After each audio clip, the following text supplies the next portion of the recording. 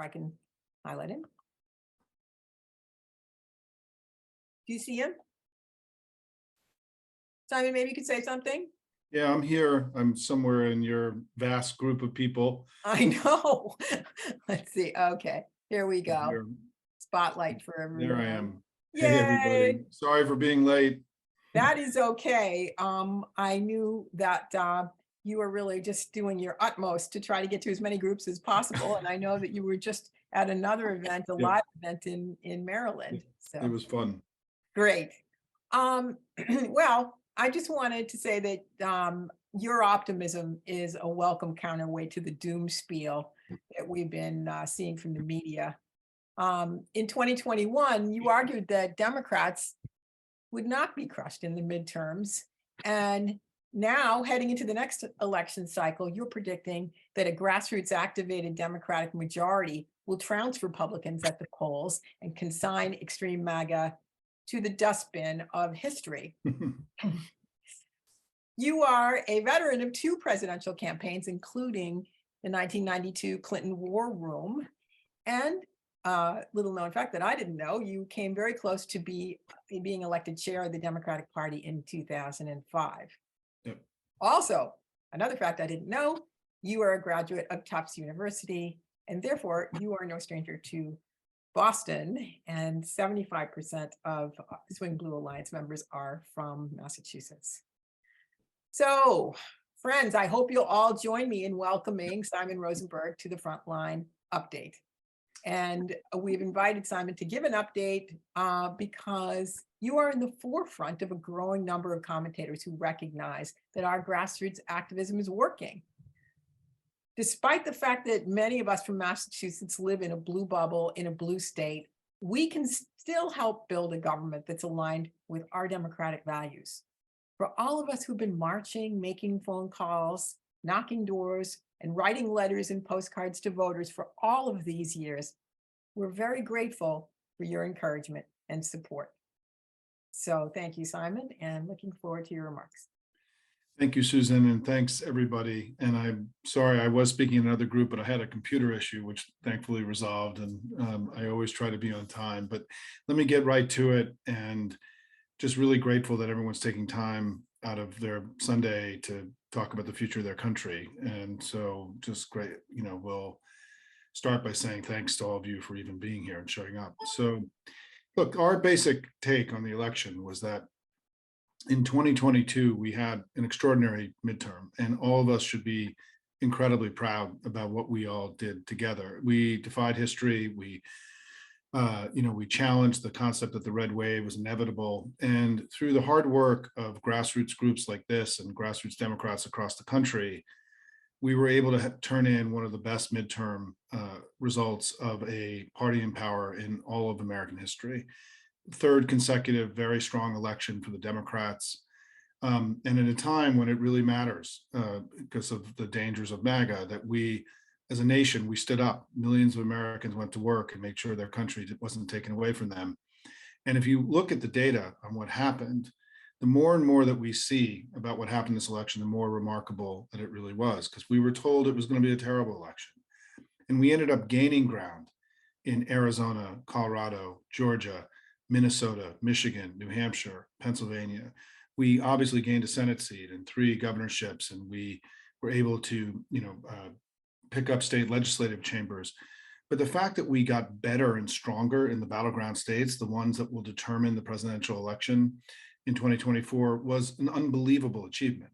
And in Colorado, we got to 59%. In Pennsylvania, we got to 57%. We got to 55% in Michigan. These are extraordinary results that happened because our campaigns had an unprecedented amount of money and volunteers to power them through. The money that was raised, we had 5 to 6 to 1 cash on hand advantages in many of these House and Senate races in the final few months. We put many more ads up on the air than they did, and we were able to control the information environment in a way that it's hard to do day to day because of Fox News, but also where you saw the power of the grassroots and people making their calls and doing their texting and writing their postcards and all the way that we all, and canvassing where it's possible. We were able, the early vote actually outperformed 2018 and 2020. in a year when Democrats were supposed to be dispirited and not showing up, we actually did better in the early vote than we did in the last two elections, which is why you heard Republicans, if you go back and look at the commentary from the Republicans right after the election, the thing they settled on, the thing they talked about all the time was how badly they got beat in the early vote. They were scared by that because it demonstrated a degree of organizational muscle that they just simply don't have on their side. And it's why, as we look towards 2024, I would much rather be us than them.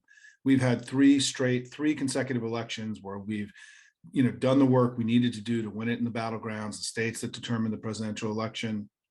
We have this unprecedentedly large and effective grassroots operation all across the country, proud patriots like all of you who are getting up and doing the work and giving the money that are giving us an unprecedented amount of tools to carry our politics forward. And we also know that they've gotten crazier, right? I mean, that for all those voters that just voted against MAGA in these last three elections in the battlegrounds, how does DeSantis and Trump come back to them and say, no, we're really not, we're not part of that politics that you hate so much. We know that they're getting worse. And I think DeSantis's decision to move to the right of Trump on so many issues, to do the 6-week abortion ban, to do the permitless carry, right, to continue to assault schools and education the way that he is, has reinforced that this is not a Trump issue anymore. It's a MAGA issue. This is they have lost control of their party to extremists and extremism, which is why we're all here on a Sunday afternoon, right? Because we are not going to let that happen. And what happened in I use this word hopium because it was used against me in my battle against the red wave in 2022 by 538 and by other commentators said that Simon was smoking hopium, right? That the Democrats weren't going to do as well as he was saying. And I've used hopium, I've appropriated it. And I now have the Substack where I'm doing all my political work, which I encourage you to subscribe. It's free. Please, the water's warm. Come join me there. Is that I use hopium because what we did in 2022 is we didn't hope. We combined hope with work, hope with strategy, and we were able to make something happen that might have not have happened without it. And to me, that's what hopium is. Hopium is going beyond hope. It's taking the hope that we have and creating a reality and a future that may not have happened otherwise because of the power of our work together. That's why I've embraced hopium, because I think that we have to continue to believe in ourselves, to understand the agency that we have, the power we have as millions of Americans from all around the country coming together who are just saying no, right? We're not going to let our country slip away. And we're going to fight like hell to make sure that democracy and freedom prevail at this critical time in our history, to make sure that our kids and our grandkids have the same kind of opportunities, the same kind of democracy that many of us have, taken for granted in many ways. And so that's the good news about 2022. The not so good news is that where we didn't build these big muscular campaigns in places like New York and California and Florida and Texas, we fell back. And that was a reminder of just how loud they are and how powerful they are in being able to control the information discourse every day. And so to me, the admonition here is that as we head towards 2024, we have to both do the work that we've gotten so good at in the campaigns, right? The texting and the phone calling and the postcarding and the canvassing and the giving of money, all those things that we know we can do successfully because we've done it now 3 elections in a row. But now we have to add one more piece to our arsenal and our weaponry, right? And what we do, which is we have to get louder. They're just so much louder than we are. They're pushing us around. They're creating false narratives like the red wave, which was never real. And they're able to bully the national media and the national discourse in ways that is unhealthy for our democracy. And so I think that we together, the way I like to think about this, Susan, and again, Susan, thank you for hosting me today, is that when I worked in the war room 31 years ago, when we think of the war room, you think of like 20 sweaty kids drinking Red Bulls, producing videos, rapid response stuff. But we have to reimagine the war room to think of it as like 1 or 2 million Americans going to work every day, countering the loudness on the right with us spreading good news and good works of the Democrats through our social networks, through our networks, however we network, right? And I always joke, we need to be loud but not annoying, because we all know, if you're here today, that you sometimes share things with people and they get like, come on, quit sending me stuff, right? But the key here is that imagine that if 1 million people got up every day and hit 10 more people, that's 10 million people that we have the ability to reach. Fox News only reaches, 1 million people, 2 million people a night, right? So we can make up ground in the next 2 years if we, as proud patriots and people who love our country and who are proud Democrats, are willing to learn the issues, do a little bit more work every day, send an email here, and stay in a place of being positive, because it's become one of my beliefs through this journey I've been on, that one of the central strategies of MAGA is to pump negative sentiment into our discourse every day. It's like pollution, right? They want us to feel bad about our country, about our democracy, our leaders, our institutions, each other.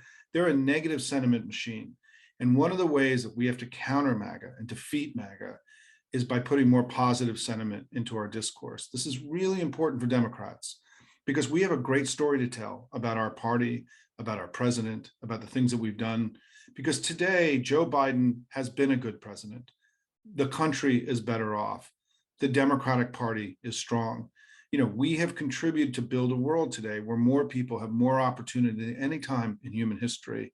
And certainly in the United States, there's a lot of evidence the economy is stronger today than it's ever been. If you look at just 3 basic stats, right, I want to leave you, or 4 stats.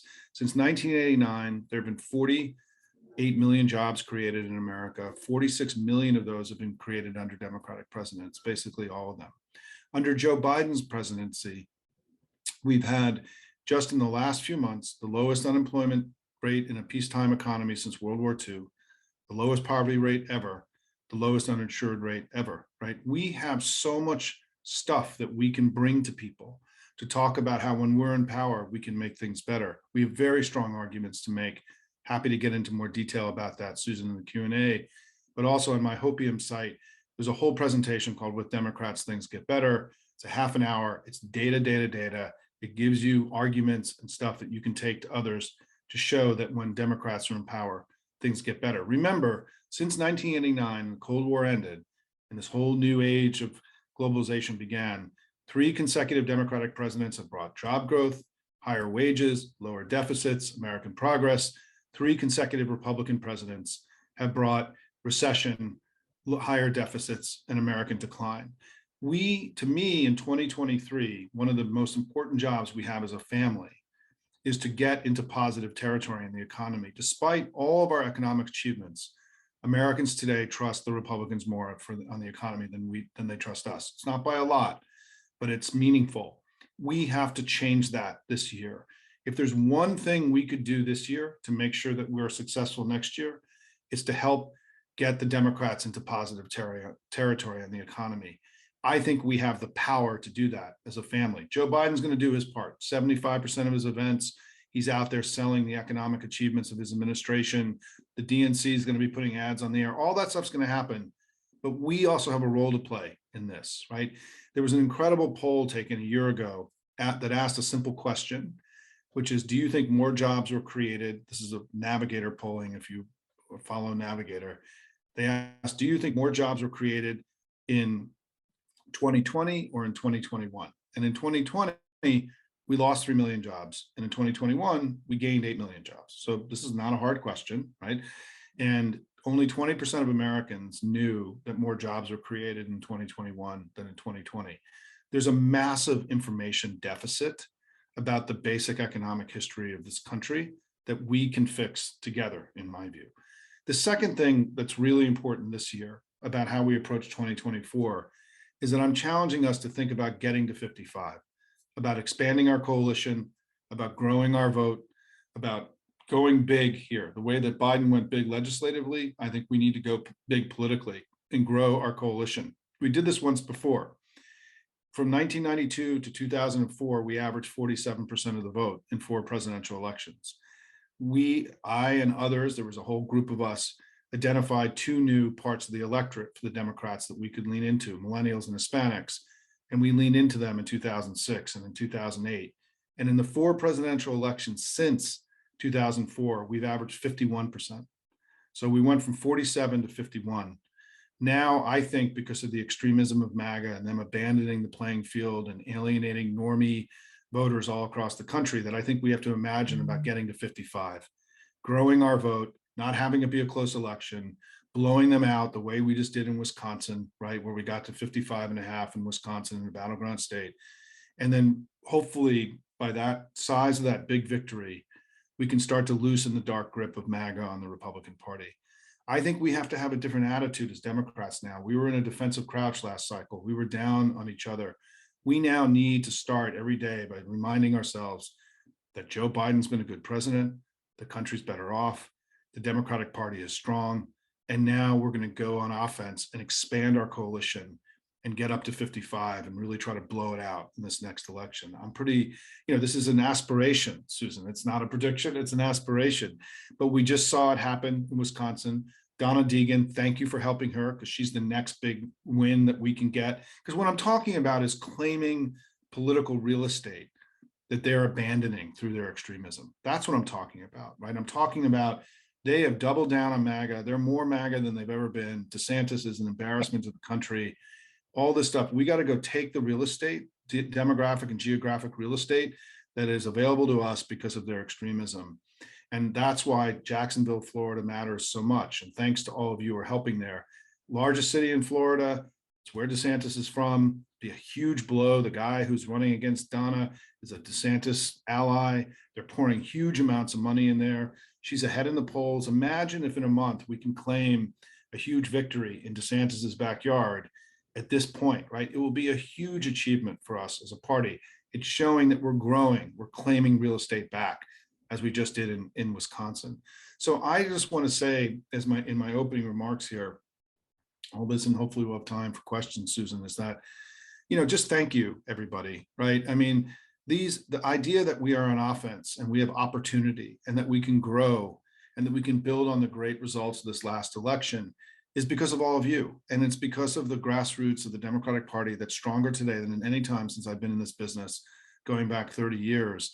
And it's because you're proud patriots who are just saying, no, I'm not going to let the extremists take over our country. I'm not going to let democracy fall away on my watch. I want to make sure that the opportunities that I've had are there for my kids and my grandkids. And that's why you're all here. And the important thing is that it's working. And now we can't settle. We got to go big. The obligation for us is not just to win this next election, but it's to crush MAGA. And it will be the right thing for the country, for the Democratic Party, and frankly, for the Republican Party, who have lost control of their own party, the party of Lincoln and Reagan, to this set of extremists that are taking them in a dark direction. So as I look to 2024, I would much rather be us than them. I think we can win this election big. I think we can reclaim the House. I think we can claim real estate that we need to have to show that we're continuing to grow our vote and to become, because we are today, listen, if we've averaged 51% of the vote in the last 4 elections, we're the majority party in America, right? We're the majority.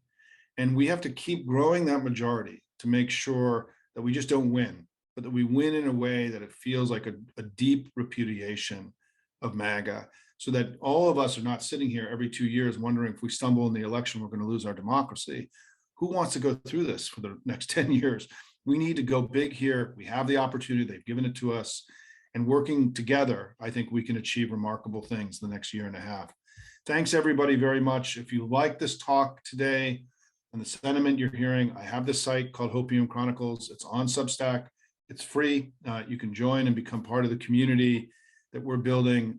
We've built a wonderful group. We're just about a month old, a little more than a month old.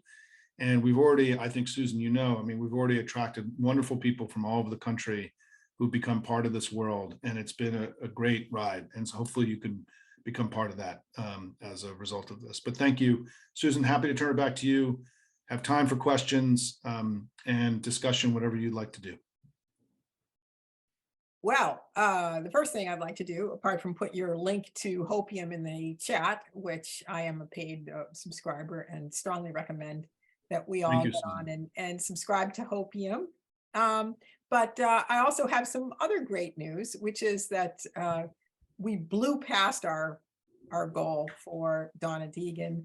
And so we're not actually a fundraising group. So the fact that we were able to raise 5,000 in just a few days is a testament to the power of your message, Simon. And we look forward to supporting you in other ways. I think I can't help but mention that my friend Joanne DeVries is on this call, and Joanne, if anyone knows how to win Florida, it's Joanne. She is one of the most smart and strategic political leaders in Florida, and we're meeting with her on Wednesday to plan some additional activities. So with that said, because we've got two competing priorities for the next few minutes. The first are to answer questions, and then the second is that we do have a couple of announcements that we wanted to make.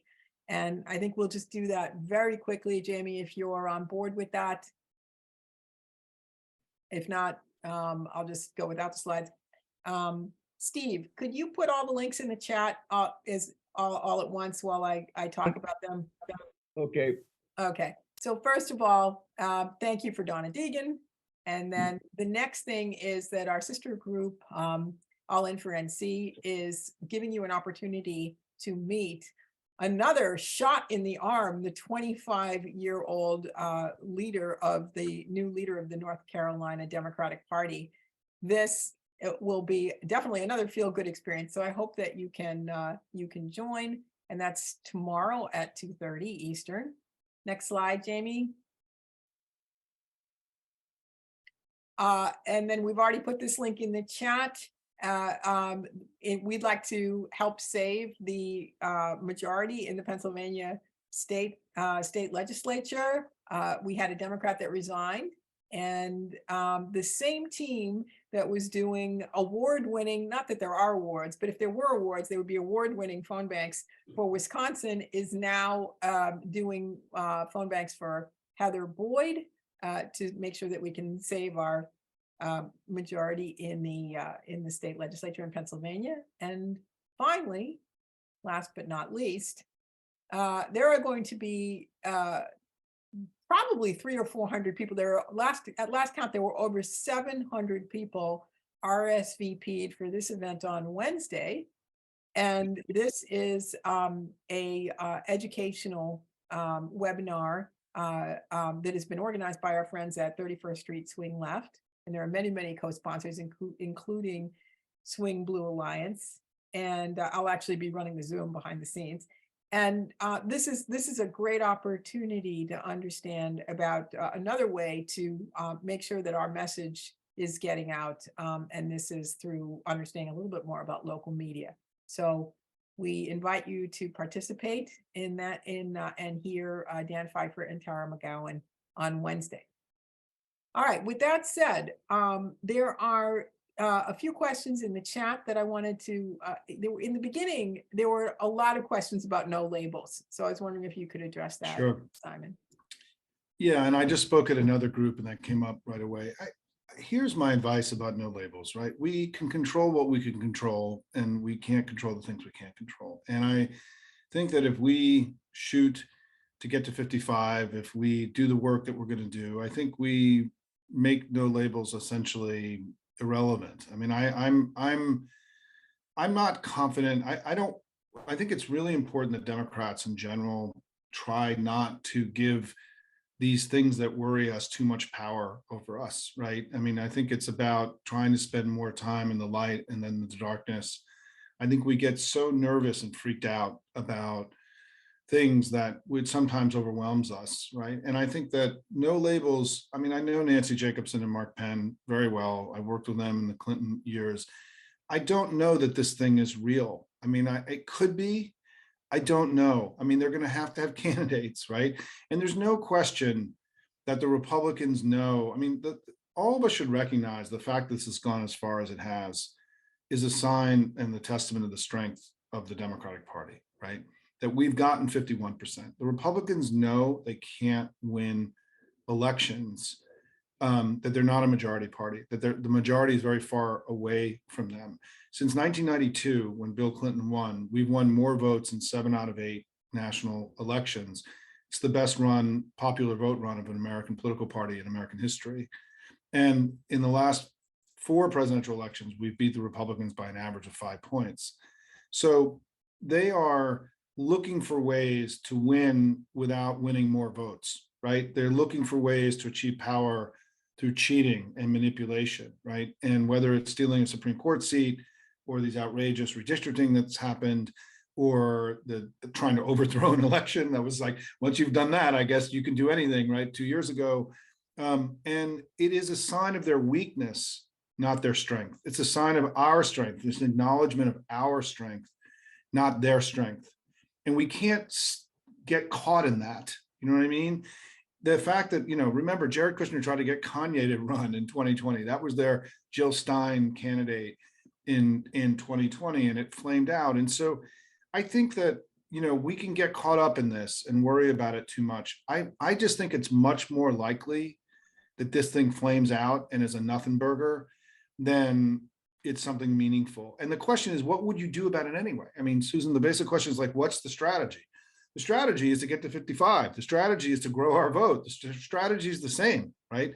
There are things that we have to do. We have to win the economic argument in 2023. We have to grow our vote. We have to launch a national voter registration drive to have young people participate at much higher levels. I mean, I've done on my website, if you go look at my Get to 55 memo, what I show you is that if in 2024, we can get under 45-year-old voters to vote at their same distribution in the population, right? Because people who are younger vote less than older voters.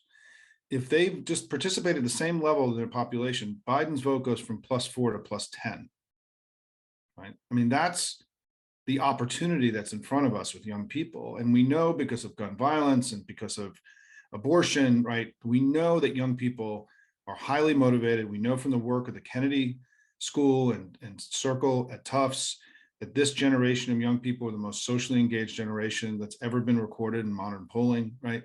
This is not, and when I hear people talk about why don't young people vote more, we have to stop blaming young people. It's our fault that they don't vote more. It's our fault. And it's not their fault, right? We know from data that young people who are registered to vote at the same levels as older people. There's far fewer young people registered. Well, let's go fix that, right? Let's go change that, right? We were able to have an amazing election, do all these incredible things in 2022. In 2023, let's launch a national voter registration drive with young people, make it clear that we want them on our team, that the water is warm, there's a seat at our table, whatever it is. And we have to go win the economic argument. I think if we can do those two things this year, we're going to be putting the party in very strong shape for 2024. And I'm not scared of no labels. I'm not scared of no labels. And I think there's going to be a lot of adversity and horse manure and crap that's going to be flying at us in the next year and a half. That's the nature of politics these days. Got to stay the course, do our work, and claim real estate in Texas. I mean, in Florida, and thank you for doing the Pennsylvania work, Susan. Thank you for that. I think you're going to enjoy meeting the new chair in North Carolina. Go see Tara and Dan. Tara McGowan and I are dear friends. I'm doing a call with her tomorrow morning. Tara is one of the most dynamic young leaders in the Democratic Party. I'm a huge Tara fan. She's incredible, runs this thing called Career Newsroom. There's so much good that's happening. Let's stay there and live there and keep doing the work, moving the ball down the playing field, not let them define our reality, spook us out of doing the things we need to do, because that's what they want to do, right? Their job is to, as Timothy Snyder has said, is they want us to obey in advance. They want us to be intimate. What the red wave was, the false red wave, was an effort to basically have us give up, right? They manufactured a false reality by the election, pushed it into the national discourse. It was bought by the national media, and it was done to encourage all of you to stop working and to give up. And what Timothy Snyder talks about, the great scholar who's at Yale, is the number one lesson about defeating fascism and right-wing authoritarian politics is to not obey in advance, to not do their work for them. And if I can just say one last thing, Susan, I have this rap that I do, that I'm a former English major at Tufts, right? I was an English major. And back when lots of people were English majors, right? Not computer science majors. I'd like to say that as somebody who was a TV writer, as I was, and have been in this business for a long time, we have to get better at speaking in declarative sentences. And what I mean by that is Joe Biden has been a good president, period. The Democratic Party is strong, period. the country is better off, period. No buts, no howevers. When you do but and however, you're then repeating Republican talking points against your own argument. You're doing their work for them. They're really good at attacking us. We shouldn't be doing their work for them. Our work is to tell our story, not to repeat Republican talking points in our language. And we have to get far more disciplined about this, to not bring in the Republican language and arguments into our dialogue and volunteer it for them, because they're pushing it every day. We don't need to do that. They don't need any help in pushing their narratives and their messages and their memes, right? We have to be far more intentional about answering their negative sentiment with positive sentiment, sticking up for ourselves, defending ourselves, and or going on offense really is what I'm talking about. Because I think part of what's happened is that they're so loud that we've internalized their arguments against us and we repeat it to each other. And we have to unlearn that as a tactic in order to stay on offense. And the last point I'll make is a long answer. I went on Fox for 17 years. I was never paid. I never took money from Rupert Murdoch, but I did thousands of appearances on Fox. And I knew every time I went on the air, and back when it was fair and balanced, and then frankly, I was able to say my piece without challenge, is that I knew that regardless of what the questions were, there were one or two things I was going to say regardless of what the question was. And this is the way we have to approach our politics. Don't start with where they are, start with where we are and build out and go on offense. And this is a way of thinking and a way of arguing and a way of engaging our politics, which I think Democrats have to get better at, is my own view. Fantastic. So I obviously we won't have a chance to answer all the questions, but Mary Sackstetter made a request, and I'd like to also make this request. I am very familiar with your site, and there are certainly resources there, but it would be great to have like a one-pager of talking points that we can use in our messaging. And there are other people in the chat saying, look, we've really got to get all on the same page. And you're very good at the economic messaging. And you know, as we know, the economic messaging is likely to be the number one campaign issue moving into 2024. Would you agree to send us something?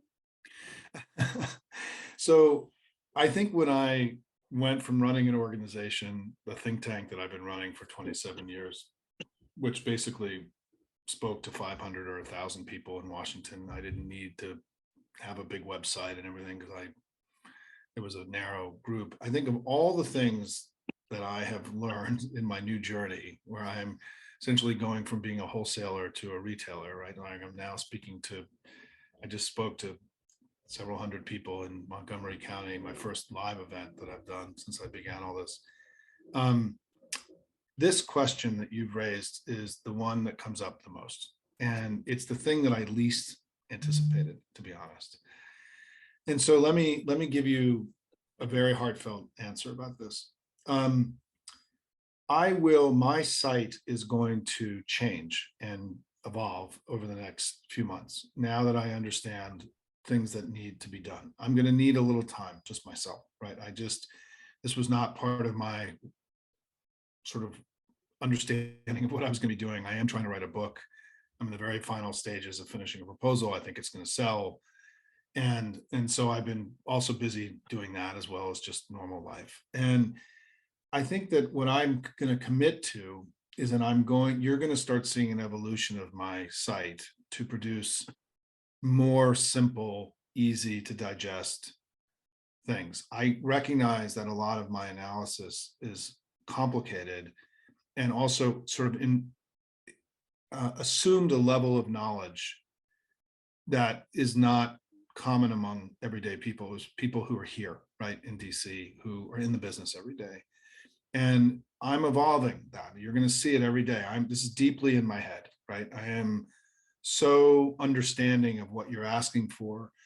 I will also, though, as part of this, try to find and promote other people who I think are doing a good job at this in potentially narrow areas or in wide areas. I'm also going to be working and pushing the DNC and, to get more engaged in this process, because it's really their job to be doing this, to be honest. And it's not happening. I'm very close to many of the folks there, and I'm going to be sharing with them in the coming weeks about what I've grown to understand as this enormous need that people have for simple, digestible, easy to use, repeatable content that will allow you to get loud, to make your calls, to do everything you do, right? And what I promised you if you stay in my site, Susan, is that I'm really more at the narrative level. I'm telling stories, right? I'm using enormous amounts of data, but it's to tell a story.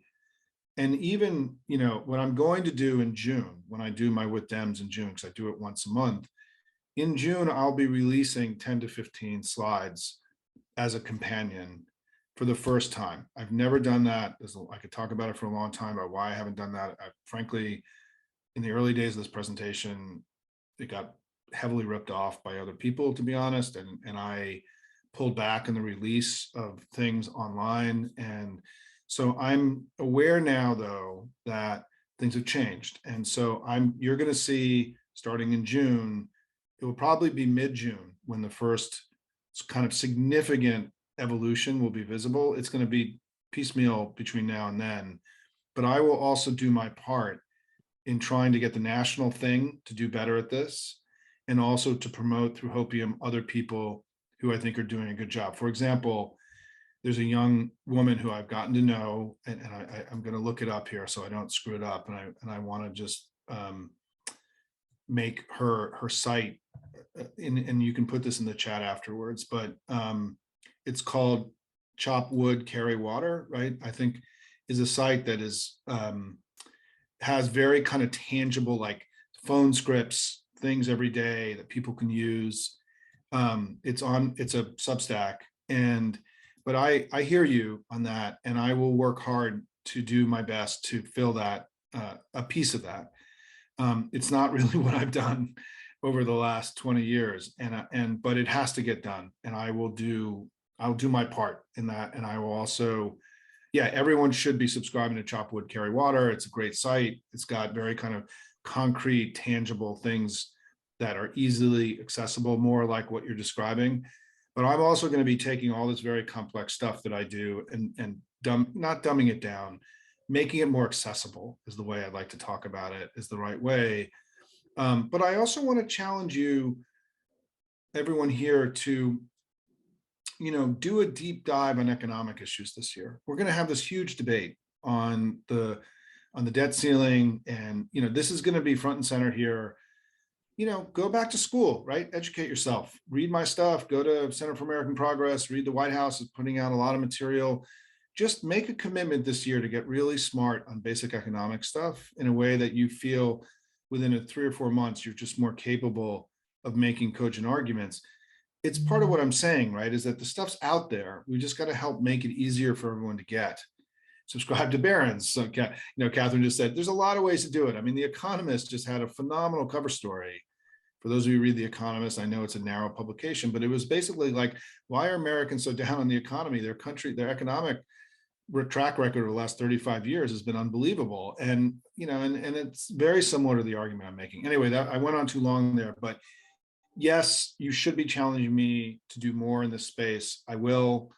I just need you to be a little bit patient. And yes, Susan, you've put it up.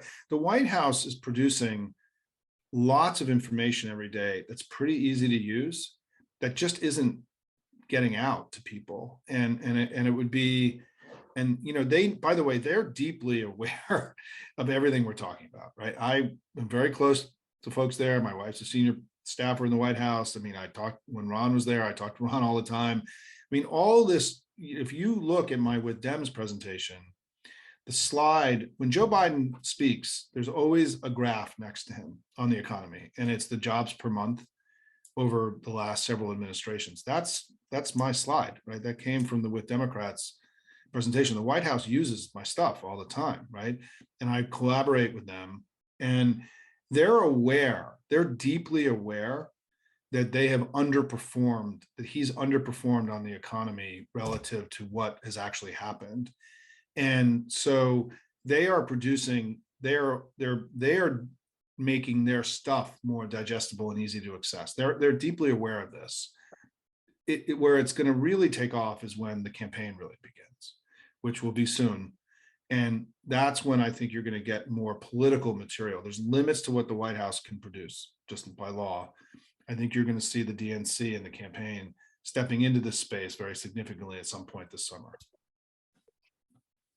Wow. Well, everyone who knows me knows that I have a reputation for ending on time, and I think my reputation has been has unfortunately been besmirched, but we're still